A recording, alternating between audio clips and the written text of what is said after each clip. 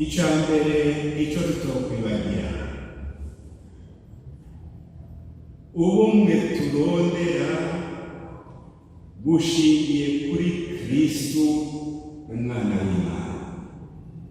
Ubumwe turondera muri aya masengesho yacu bushingiye kuri Kristo umwana w'Imana. Hari ibintu bitatu bihambaye byabaye mu nzira yo kutugira umuryango umwe, mu nzira yo kudufasha kuba mu bumwe turiko turarondera. Icambere, isi yanse umukiza gushikaho imumanika ku musaraba, yarimaramaje irahinyuka, iba iragwiciriye. Ica kabiri, Shetani yari yigize umwami w'isi, Yezu aciye ayitsinda mu kuyakumara rwose, bwatuma abayikurikiye baca bapfa. Ica gatatu cabaye kuri uwo musaraba nuko Yezu yashoboye guca yigarurira abantu bose bo kw'isi. Ahubwo umusaraba uba ikimenyetso kimaramaza uwiciweko, kuri Yezu wahindutse ikimenyetso c'urukundo no gusubiza hamwe. Intebe y'ubwami wawumanitsweko kubw'ubwami busafitiye Imana se no kubw'urukundo yarafitiye abo bantu. None iri jambo ry'Imana ryotwigisha iki mu nzira yo kurondera ubumwe bwacu? Icambere, nitwitondere inzira dufata mu kurondera ubwo bumwe, kuko zose zizishika. Muri kahise yo kurondera ubumwe turabiyumviriye ko ari nka hamwe abitwa ba Kristo boja hamwe, bamwe bose bakaraba ico baheberanira ko boshobora gushika ubumwe bw'abemera. Harabiyumviriye ayo mayira kuko bakagira bati, jewe n'ubaba Musenyeri Erase tuje hamwe, twicare hamwe, turabe tuti bishobora kudutandukanya bigatumvikane. Nakubye abanyepolitike bagira bakagira amanegosiyasiyo, hanyuma rero bakagira ati turubatse ubumwe, wowe uzohera ibiri nanje mpebe ibiri, uzompebera ibiri nanje ndaguhebera ibiri. Ayo mayira ntashika, kuko ntamara kabiri. Ashobora kumara igihe jewe nkiri ngaha, akamara igihe uwubahwa akiri ngaha, mugabo tumaze kurengana bisubira ibuti, kuko ntibifatiye ukuri kwa Yezu Kristo. Rero ntimukarote n'umunsi wa rimwe mugira ngo mbega abo bantu ko batogenda ngo bumvikane, ngo baheberanire, ngo kugira ngo tubone ubumwe. Iyo si yo nzira tubwirizwa gucamwo, kuko iyo nzira ntishika. Nibwo murarekuraje hakiri kare ntihagira bakava babisaba, ubona ko mukunze musaba. Inzira ya mbere twofata niyihe? Ni iy'ukwemera twese tugahinduka.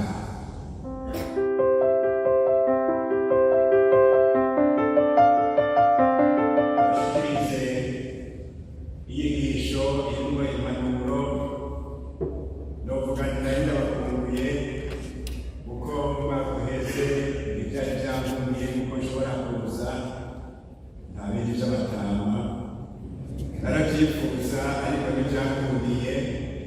Ariko ndazi yuko twari kumwe, kuko abo nari natumye barabimbwiye. Nza kubabwira ibintu bitari bike kandi bidatonze neza,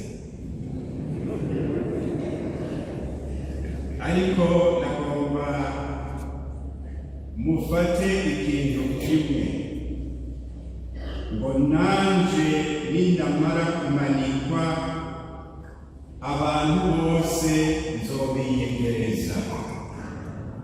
Tubisanga mu nkuru nziza ya Yohani ikigabane ca 12 ku karongo ka 32, ngo nanje abantu bose nzobiyegereza.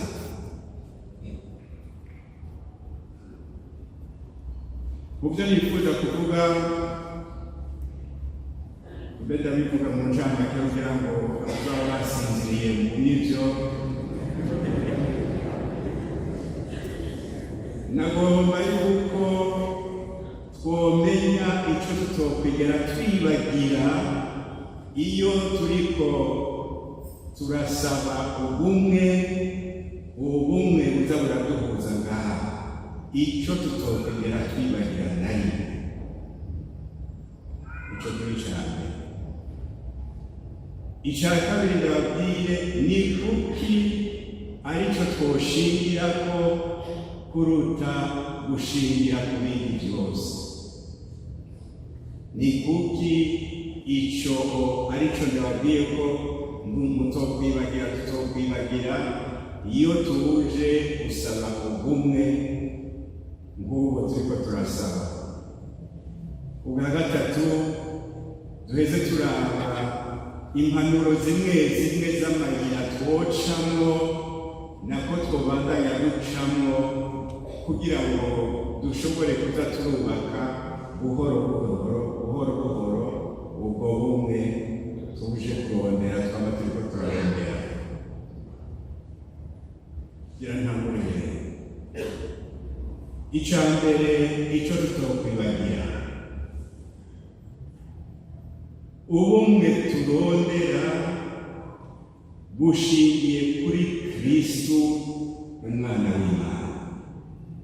Ubumwe turondera muri aya masengesho yacu bushingiye kuri Kristu umwana w'Imana. Mu bisomwa vyera twumvirije, nashimye gushimikira kuri iri jambo ryo mu nkuru nziza ya Yohana nabwiye ngo nanje, uwo ni Yesu arivuga, ngo nanje ninamara kumanikwa abantu bose nzobiyegereza. Nashimye gushimikira kuri iryo jambo kugira ngo tuzirikane ahari ishingiro ry'ubumwe bwacu, tumenye ahari ishingiro ry'ubumwe bwacu, gutyo tumenye amayira twocamwo mu kubaka ubumwe burama, kuko hariho amayira adashika, naho yose ya hafi mugabo adashika. Gundira imbere mubanze shime iki kibanza ciza mwatoye c'ingoro y'Imana yitiriwe la Sainte Trinité, kuko muca mutumva ni mu Mana Data, Mwana na Mutima Mweranda canke Mpwemu Yera dusanga ishingiro ry'ubumwe bwacu bw'abemera. Ni muri iyo Mana tugomba bumwe nyabwo no gushingira ngaho mu Mana, nk'uko Data, Mwana na Mutima Mweranda bagize ubumwe, kandi mwumva hari Data ntasa na Mwana, Mwana ntasa na Data, Mutima Mweranda canke Mpwemu Yera murumva kwa Burundi. Kandi ibyo byose ntibariko barababesha ngo nivyo abateolojiya biyumviriye. Oya, turiko turasoma ijambo ry'Imana baratubarira Mana Data, bakatubarira Yesu amaze kuza akatubwira ati Data niwe yandungitse.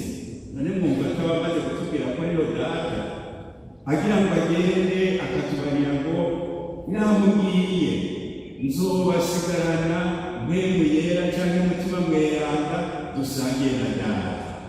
Murumva hariho Mwana tubona akatubwira ko afise se Data, hanyuma agiye kugenda akatubwira yuko azodusigarana Mutima Mweranda canke Mpwemu Yera.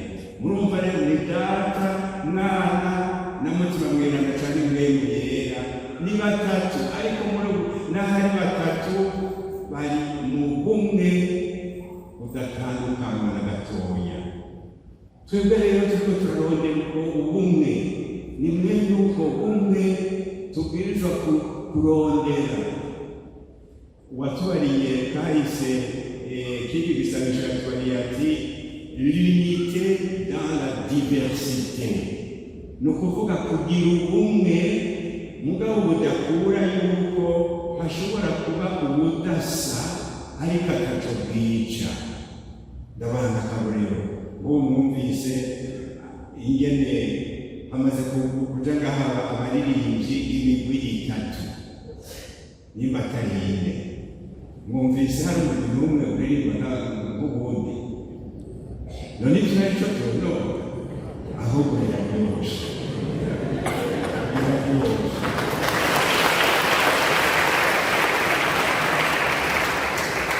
Rero abantu barashobora kugira ubumwe mugabo bafise ukuntu batandukanye, kandi uko gutandukana ntihagire ico vyonona. Nibwo bumwe turondera, mwishiremo ko aribwo bumwe turondera.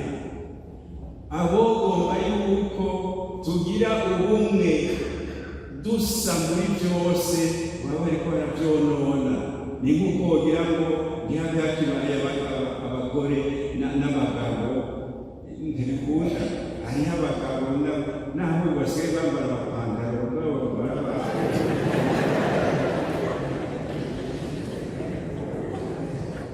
none rero nariko ndavuga yuko mpimbawe yuko twatoye ikibanza cyiza, iyi ngoro y'Imana yitiriwe ubutatu bweranda la Sainte Trinité, kuko icitwibutsa nyene ubwo bumwe twebwe turiko turarondera. Ariko rero kugira ngo dushobore gushika muri ubwo bumwe bwa Data na Mwana na Mpwemu Yera, Mutima Mweranda, nta wundi ashobora kurushikanayo atari umwana w'Imana Yesu Kristo. Nta wundi, kuko we nyene niwe atubwira ati jewe ndi inzira, ukuri n'ubuzima, muri Yohana 14:6. None ko ari we nzira, mwumva twoshobora gushika muri ubwo bumwe bwa Data na Mwana na Mutima Mweranda duciye handi. Novuga mbere yuko nkurikije iki gisomwa twumvise cy'inkuru nziza yuko twebwe abantu dushobora kwinjira mu Mana Yesu Kristo abanje kutunyegeza muri rwa rubavu rwiwe rwasogozwa. Iyo tunyegeyeyo wowe wasanzwe ari mu Mana, tuca dusanga twashitse mu Mana, kuko tugiye tunyegeye ngaho mu rubavu rwa Yesu. Ngo ninamara kumanikwa nzongera gute abantu bose nzobiyegereza. Amaze kumanikwa ni wa musogose yacumu muri urwo rubavu rwiwe rero, ariko n'imvugo ngereranyo, muri urwo rubavu rwiwe niho twebwe aheza akamera nk'uduhetse, hanyuma we ko yama ari mu Mana tugashobora gushika mu Mana. Gusa hari benshi bashobora kwibwira ko bazi Kristo kandi bamuzi ariko gutyo rero ntibashobore gushika mu Mana. Bwa bumwe ntidushobore kubwubaka ngo bukunde. Hari abantu bazi bavuga yuko bazi Yesu kandi bamuzi, mugabo bamuzi inusu. Hariho abantu bazi wa Yesu yaza aratugirira ibitangaro, wa Yesu yaza arigisha, mugabo bamaze gushika yuko baraba wa Yesu yamanitswe, bakaca basubiza umugongo inyuma. Kandi harimo n'amashengero amwe yavutse ashingiye kuri ibyo gusa biboneka bya Yesu. Mu Yesu twoshobora kuvuga tuti ni nk'umuntu nk'abandi, akaba arivyo ashingirako. ntibabivuze muri kahise, ariko bamwe mushobora kubyisomera mukabiraba, n'abadafise ibitabo byinshi basoma. Ubu dusigaye dufise twa twuma tumwe turagira gutya tukaja tukazana twege ibyo ari byo. Murarabe nk'umuntu yitwa muntu, harimo abamuntu kandi nta kibi kirimo yuko dushobora kubavuga kuko ukuri kuravugwa. Nk'uwo muntu mu by'ukuri izina ryiwe yitwa Sun Myung Moon. Moon ni M-O-O-N, Moon. Ageze mu myaka nka 15 ari mu 1936 avuga ngo ko yabonekewe canke yeretswe, sindabizi ko ari kuboneka canke kwerekwa, mugabo ni vision, yaronse vision ngo Yesu amubwira ati muhereza, jewe urabona ivyashikiye, burya nariko ndarabandanya ubutumwa data yantumye bw'uko iyi si noyihindura ikaba nk'iparadizo, mugabo barabona vyaciye binjiramwo barambamba.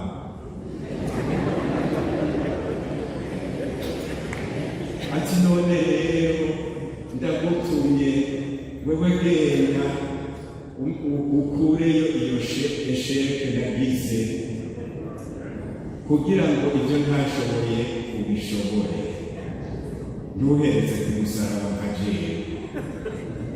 Nguko niko yamubariye muri uko kwerekwa kwiwe cyangwa uko kubonekerwa. Kandi abantu baca babikunda cyane gukurikira Yesu atabambwe, nibyo byiza bose, kuko Yesu atabambwe azarakugwiriza imikate ukarya utakoze. Yesu atabambwe azaragukiriza abantu utarezongera kwa muganga, n'uwapfuye akamusubiza ubuzima.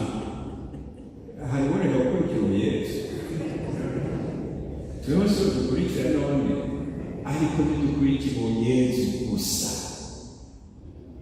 tunamukurikira dushika hamwe ari ku musaraba, kuko niyo ashika kuri ya saha yari yakoze azaravuga musanga muri Yohani ngo isaha yanjye ntiragera, ngo isaha yanjye ntirashika. Rero twebwe tubwirijwe kumenyesha no gukurikira Yesu yabambwe ku musaraba, kuko ari washobora kutungira ubumwe. Nanone atubwira ati ninamara kumanikwa niho zo kwiyegereza abantu bose. Icyo rero cyane cya mbere, ubumwe turondera, tumenye ko tuburondera twishimikije uwo Kristo, kandi uwo Kristo atari Kristo w'imikate gusa, ari Kristo yanabambwe kugira ngo abanze kudukura mu byaha bya Shetani, mu kibi. None ijambo rya kabiri, Yesu yabambwe agapfa akazuka, ni gute ari we shingiro ry'ubumwe bwacu? Nk'uko tuhejeje kubyumva mu nkuru nziza ya Yohani, nabwo nk'uko tubisoma mu nkuru nziza ya Yohani, Yesu wenyine ubwiwe niwe yabyivugiye ati nanjye ninamara kumanikwa abantu bose nzobiyegereza.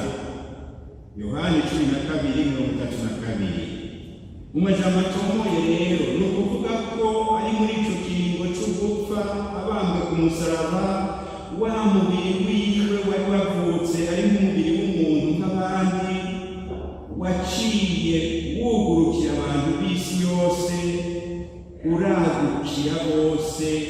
Ushobora kuba gutyo wa mubiri w'akayobera wa Kristo, umubiri w'akayobera wa Kristo wavutse ubanje kubambwa ku musaraba kugira ngo dukire. Niho rero washoboye kuja utwagukira, uratwugurukira kugira ngo uwo ari we wese amwemeye ashobore kuja muri we.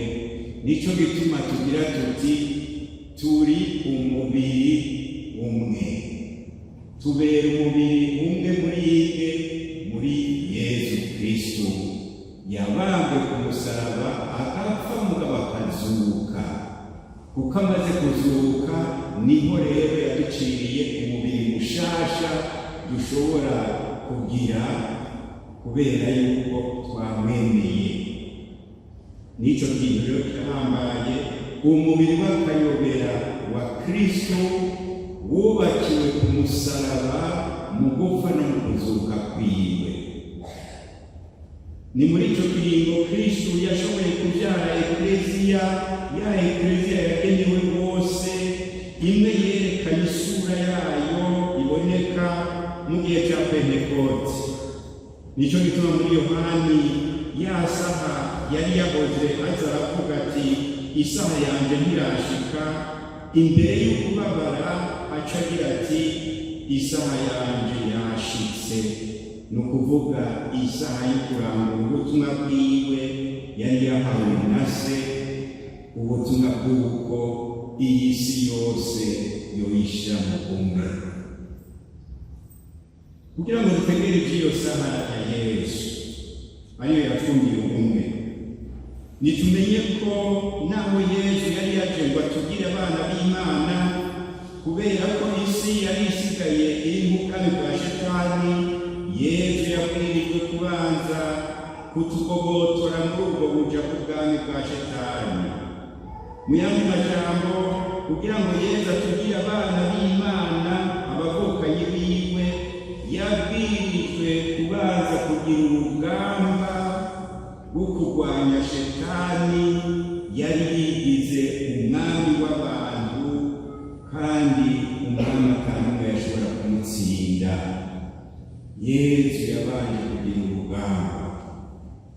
Mwebwe rero mukunda gusoma ijambo ry'Imana, ndabasabye muze murasoma ibyerekeye inkuru nziza, la bonne nouvelle, l'évangile, muze murasoma muraba musanga ubuzima bwa Yesu bumeze nk'uko yamye ari kurondera kurwanya Shetani ngo ayitsinde, kandi yahavuye arayitsinda. Nimurabe haba muri Mariko, Luka na Matayo, kuva mu bihimba vya mbere, imbere y'uko Yesu atangura ubutumwa bwiwe, batubwira yuko abanza kujanwa na Mpwemu Yera mu gahinga. Icyo asanga mu gahinga bwa mbere ni ikihe? Shetani. Kuko ngo Shetani icyo itangura kumugerageza mu buryo bwose. Ibyo turashobora kubyisomera ngo mu nkuru nziza ya Matayo, ikigabane cya 4 kuva ku ka mbere gushika ku 11. Hanyuma ahejeje gutsindira nako, ahejeje kwikura iyo Shetani, kuko ntiyari bwayitsinde rwose, muri Mariko atanguye ubutumwa i Kafarinawumi, agitangura ngo yahuriye n'Ishetani nayo nyene arayirukana. Tubisoma muri Mariko ikigabane cya mbere kuva ku karongo ka 21 gushika ku 28. Baca batubwira kandi ko umunsi wose w'ubutumwa wageze akigwana n'amashetani. Murabyisomera muri Mariko ikigabane cya mbere kuva ku karongo ka 32 gushika ku 34. Rero urugamba rwa Yesu rwa mbere rwabaye kurwanya amashetani.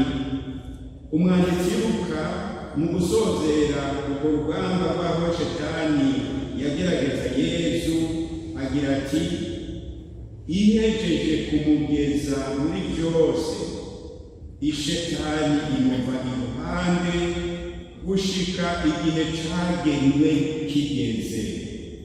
Luka 4:13. Ngo ihejeje kumugeza muri byose, ishetani imuva iruhande gushika igihe cagenwe kigeze. Muri Luka 4:13. Icyo gihe cagenwe kivugwa na Luka kivuga iki? Nicyo ciki Yohani yita isaha ya Yesu. Kandi nyine imbere y'uko iyo saha ya Yesu ishika, Luka atubwira ko ya shetani ariho yasubira kugaruka, kuko urugamba ntibari bwahere. Wiragaruka yinjira muri Yuda Isikariyoti. Uno nawe acarondera kugurisha Yesu, ariho ukubabara kwa Yesu ucariro gutangura. Turavyisomera muri Luka 22:3. Ngo maze ishetani yinjira muri Yuda yitwa Isikariyoti, acarondera ingene yogurisha Yesu. Muca mwumva rero yuko hamwe umwanditsi w'inkuru nziza atubwira ati shetani yaciye mu ruhande gushika igihe cagenwe kigeze. Igihe rero cagenwe kigeze ni iki? Cyuko Yesu aja kumusaraba. Kandi harya rero shetani yaciye itambira tarika ati ndamuhejeje rero, ndamuhejeje. Mugabo aho nyene yaragiye kumusaraba, niho yahavuye ayitsindira. Nguko tunabisoma mu ijambo ry'Imana. Icyo twomenya rero nuko ukubabara, ukubamba n'upfa kwa Yesu ariko kwabaye isaha y'umusozo w'urugamba rwa Yesu kuri shetani, kuko ariwe yabitsindiye bya rwose. Nico bituma mwumvise Yesu yavuze ati, ubu iyi si niho igira icirirwe urubanza, ubu niho umutware w'isi agira tabwe hanze. Babidusomeye muri Yohani 12:31. Iyi si vugwa yaciye yicira urubanza. Iyi si vugwa ni ya yindi igizwe n'abantu banse kwakira jambo yigize umuntu, kandi ariwe mutuboneshereza zina muntu wese aje kuri iyi si, bagahitamwo kwigumira mu buzima bwiza bw'ubuja bwa sekibi. Kubona rero banse uwo muco gushikaho bamumanika, bonyene bariciriye bubi. Nico gituma binginze mu guheza ati, umwanya mukiri kumwe n'umuco nimuwakire, muhinduke, muve mu mwijima wa sekibi. Rero kuri iyo saha ijanye n'urupfu rushikana mw'izuka, hari ibintu bitatu bihambaye byabaye mu nzira yo kutugira umuryango umwe, mu nzira yo kudufasha kuba mu bumwe turiko turarondera. Icya mbere, isi yanse umukiza gushikaho imumanika ku musaraba, yarimaramaje irahinyuka, iba iragwiciriye. Uramutse wanse umuco, wanse kwakira Kristo, ubu wiciriye ntushobora kubaka ubumwe. Kugira ngo wubake ubumwe, ubwirizwa kwakira umuco wa Yesu Kristo, kuko niho utambuka ushingura ubundi yuja. Byongeye, icya kabiri, shetani yari yigize umwami w'isi, Yesu aciye ayitsinda mu kuyakumara rwose, bwatuma abayikurikiye baca bapfa. Arayitsinze kuko nk'uko Pawulo mweranda yabyandikiye Abanyaefezi mu kigabane cya 2, ni kuri uwo musaraba Yesu yiciye mu mubiri wiwe urwango rwatandukanya abayuda n'abapagani, abuzuriza cyo n'Imana kandi abuzuriza hagati yabo. Tubisoma mu ikete y'Abanyaefezi mu kigabane cya 2. Ni kuri uwo musaraba Yesu yiciye mu mubiri wiwe ku musaraba, ahicira urwango wari muri abo bantu kuko yari yikoreye ibicumuro by'abantu. Ni muri uwo mubiri ariko ku musaraba yiciye ubwo rwango watuma abayuda n'abapagani badacana uwabo. Kuva icyo gihe ego niko bibwirizwa kandi kuzamura bimenya mwijajare, Shetani aracyashobora gukomora no gukomeretsa umuntu.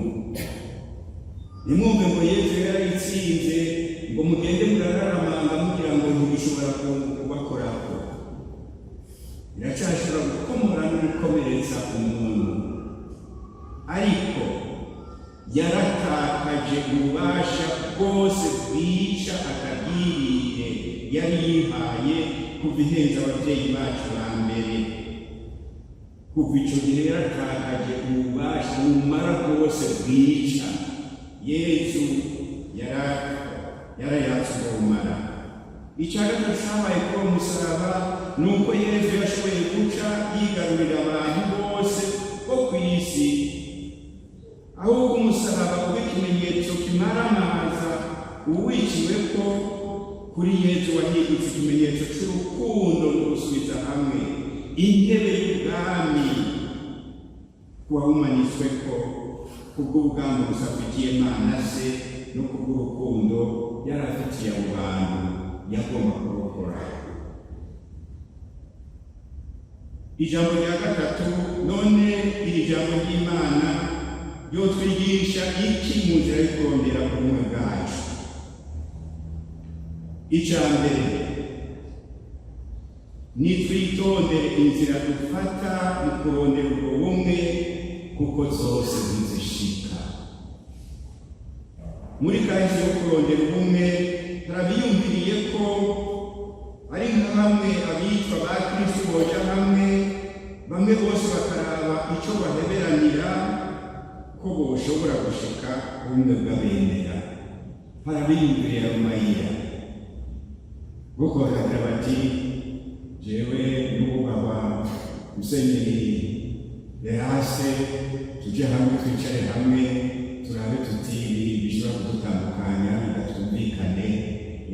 Nakubye abanyepolitike bakagira amanegosiyasiyo, hanyuma rero bakagira ati turubatse ubumwe, wowe uzohebera ibi nanjye mpebera ibi, uzompebera ibi nanjye ndaguhebera ibi.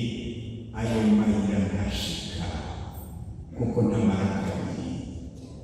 Ashobora kumara igihe jewe nkiri ngaha, akamara igihe wubahwa akiri ngaha, mugabo tumaze kurengana bisubira ibuti kuko ntibifatiye ukuri kwa Yesu Kristo. Rero ntimukarote n'umunsi wa rimwe mugira ngo mbega abo bantu ko batogenda ngo bumvikane ngo baheberanire ngo kugira ngo tubone ubumwe. Iyo si yo nzira tubwirizwa gucamo kuko iyo nzira ntishika. Ni ukugira ngo ndabadekuraje hakiri kare ntihagire abahava babisaba, ubona ko mukomeje gusaba.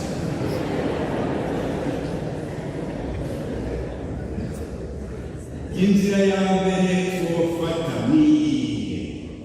Ni iy'ukwemera twese tugahinduka. Ni iy'ukwemera twese tugahinduka.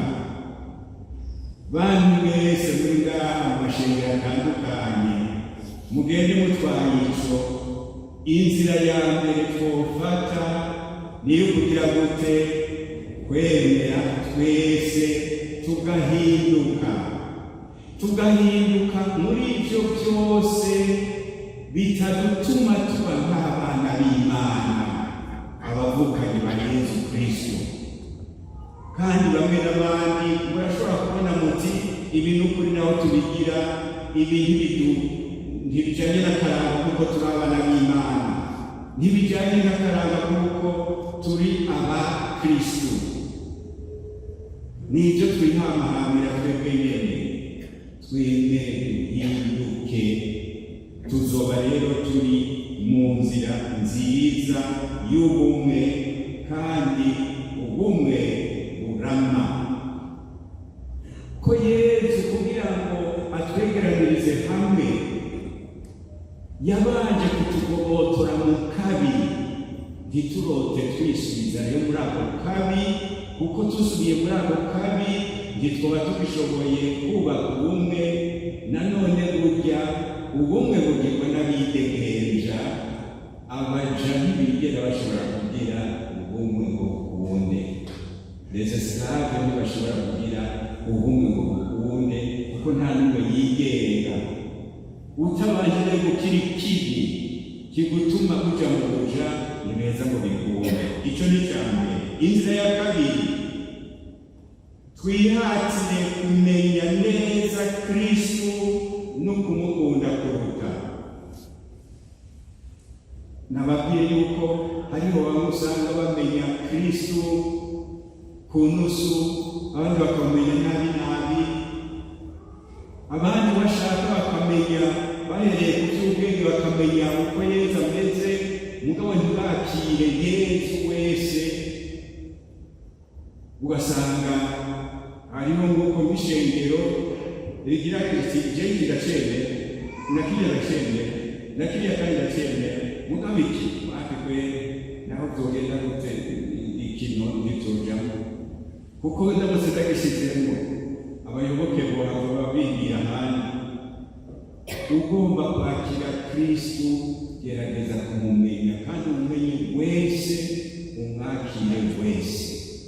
Uko rero mu mashengero atandukanye tuzogerageza kurushizaho kumumenya, mu kuza turasoma ijambo ry'Imana, tukarushizaho kumukunda, tuzoca turushizaho kumukurikira. None twese dukurikiye umuntu umwe, ntibona ko tuca tuja mu bumwe. Burya murarabe, abana bakunda guhuzwa n'urukundo bafitiye umuvyeyi. Nico gituma burya mubona abana bagifise abavyeyi, ubumwe burashoboka. Ariko murarabe y'abavyeyi bamaze gushengera, ata muvyeyi bagihurirako, usanga ubumwe busigaye bubagora. Sibyo none? Niko bimeze. Natwe rero twese turondeye kumenya Kristo w'ukuri, tukarondera kumukunda no kumukurikira, tuzosanga twese twahuriye hamwe. Kandi byose twebwe twenyine tubyigirije, si ku magara yacu dushobora kubishikako. Tubwiza kuza turasaba umutima w'Imana mbere yera kugira ngo adufashe kubishikako. Icya gatatu, inzira ya gatatu ni ugushimikira ku mitahe itatu ihambaye dufise twese mu mashengero yose y'abemera Kristo. Imitahe itatu. Umutahe wa mbere murawuzi, ni wa wundi twumvise mu wikete yandikiwe Abanya-Efezi, ibatisimu imwe. Twese turirimbira ibatisimu imwe ko ari ikura ibicumuro. Niyo rero tugira bitegenja babandi bashobora kugira ubumwe. Ibatisimu umutahe ukomeye cyane. Mwibatisimu ntituba tukibaye gusa abana b'Imana, ntituba tukibaye ibiremwa by'Imana, abana b'Imana gusa. Mwibatisimu tuba abavukanyi ba Yesu Kristo, abana b'Imana b'ukuri. turavuga mu majambo asanzwe uwo duhuye wese tugira ngo ni umwana w'Imana, umwana w'Imana. Mu by'ukuri ni ikiremwa cy'Imana. Umwana w'Imana ni uwavutse muri mutima, niwe ashobora kwitwa iryo zina, n'ahandi ni ugupfa kwitirira umuntu. Mugabo ubundi ni ikiremwa cy'Imana, mugabo aba umwana w'Imana iyo yemeye kuvuka ubugira kabiri, nka kumwe byabaye kwa Nikodemu, utemeye uvuke ubugira kabiri hari icyo kibuze. Murumva rero uwo mutahe w'ibatisimu, none ko twese dusangiye ubatisimu, twubwirijwe kuba fiere tukaryoherwa iyo duhuye twese tuzi yuko twabatijwe, tukagira tuti erega turabavukanye twese. Nibyo bidutandukanya n'ibito cyane, kuko hari iyo batisimu yatugize twese abana b'Imana b'ukuri n'abavukanyi ba Yesu Kristo. Umutahe wa kabiri ni ijambo ry'Imana. Ijambo ry'Imana, ya Bibiliya nterana, Bibiliya yera. Yoronimo Mweranda agira ati uko utamenya ijambo ry'Imana niko kutamenya Kristo. Uko utamenya ijambo ry'Imana niko kutamenya Kristo. Utazi ijambo ry'Imana, uwo Kristo uzi ni uwo wifondafondera mu mutwe wawe cyangwa mu mutwe wawe, mugabo si Yesu Kristo umwana w'Imana. Kuko Yesu Kristo umwana w'Imana tumumenya ari uko tumusomye mu nyandiko yeranda, ingene yateguwe, ingene yabuwe, ingene amaze kuvuka yabayeho. Bibiliya nyeranda rero dusangiye ni umutahe ukomeye cyane, uduhuriza mu bumwe bwo kumenya Kristo w'ukuri, ngo atumenyeshe Imana y'ukuri. Nico bituma hano iwacu twama twifuza kuzoshika ku rugero rw'uko twongera igikorwa kimwe, tukagira Bibiliya nyeranda iduhuza no mu mvugo dukoresha, ukumva yuko tuyihuriyeko. Kuko kiretse ibitabo bimwe bimwe usanga bamwe n'abandi batashizeko, ariko nka byose turabihurirako. Ariko uburyo tubivuga ugasanga buratandukanye, bigatangaza na cyane cyane yuko twese mu Burundi twitwa ko tuvuga ururimi rumwe. Murumva rero ko n'icyo kizoba mu bimenyetso by'uko turiko turatera imbere mu nzira yo kubaka ubumwe, dushoboye gushika aho dushira mu Kirundi kimwe ciza cyumvikana Bibiliya nyeranda, ijambo ry'Imana. Ariko kuri icyo cyose naho twoza turatandukana kuri kimwe n'ikindi, igikuru ntikiri ngaho, igikuru kirahana. Umutahe ugira gatatu ni ukwemera kumwe twasangiye imyaka n'ibiri. Aha mubona iyo tuje muri bino bibi, muri ano masengesho, muri bino bisabisho, twama duhera mu kuvuga kahise. Si ukuvuga ngo ntitwa tugomba kugira ngo haboneke yuko hari bamwe bagize iki n'abandi bagize iki. Ni ukugira ngo cyane cyane tubone yuko urugendo runini twarumaze turi kumwe. Ni ukuvuga rero twari dusangiye ukwemera. Mwumvise yuko itandukaniro kandi naryo ryabaye rito cyane. Ya mbere ryabaye mu kinjana c'11. Ni ukuvuga rero imyaka isaga 1000 twayimaze tuza turagira amanama amwe, kandi ni muri iyo myaka ya mbere nk'uko babwiye amanama makuru yagizwe kugira ngo dushinge inkingi z'ukwemera kwacu. Nico gituma ukwemera kwacu mu nkingi nkuru turagusangiye. N'ibyo nabyo rero tugiye kwa mutahe dufise. Nibibamavuye bashira muri cya gisabiro cyitwa ngendeye cyangwa credo, mu kanya batugiye ko twaba dusubiramo, kuko ibikuru bikuru usanga tubisangiye.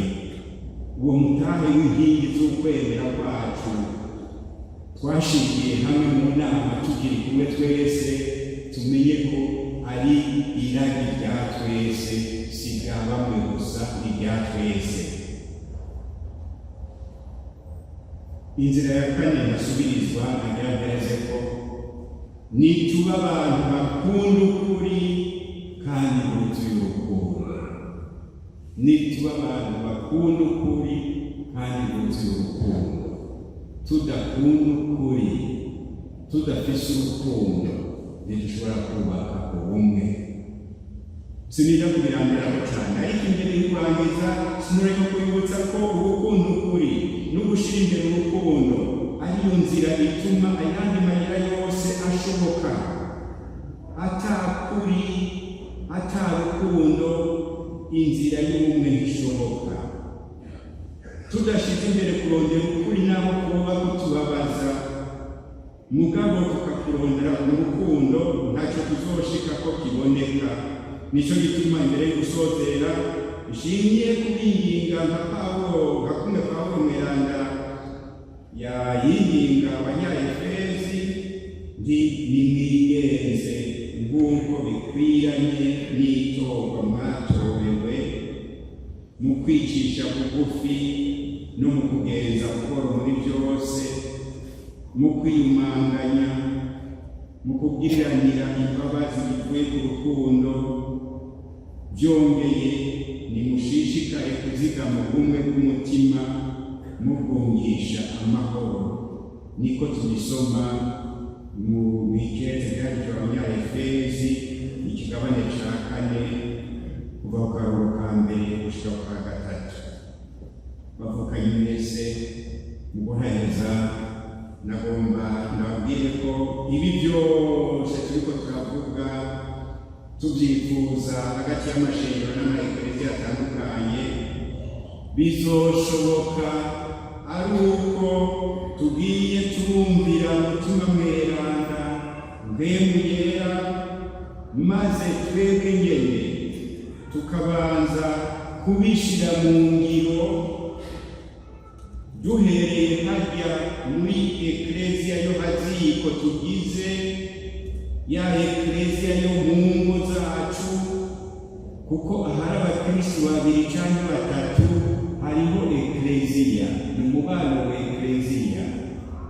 Zijya ngo zanyu rero zose ni umubano wa eklezia. Ijya mibano yose mugize mwebwe mwene Imana ni eklezia. Rero none ntibishika ugasanga mu rugo abantu babiri banasangiye n'ukwemera n'ishengero, ugasanga nta bumwe bafise. None rero twitwararike duhereye muri ayo maeklezia nyene y'ubaziko, yego twitwararike kubaho muri ubwo bumwe, kuko nk'uko Petero mweranda yabyigishije, ni mu gihe tubaye amabuye mazima. Tubisanga mu ikete rya mbere rya Petero igabane ca 2:5. Ni mu gihe tubaye amabuye mazima kuri urwo rugero umwe wese ahamza, dushobora kuba amabuye mazima ashobora kubaka ya ngoro y'umubiri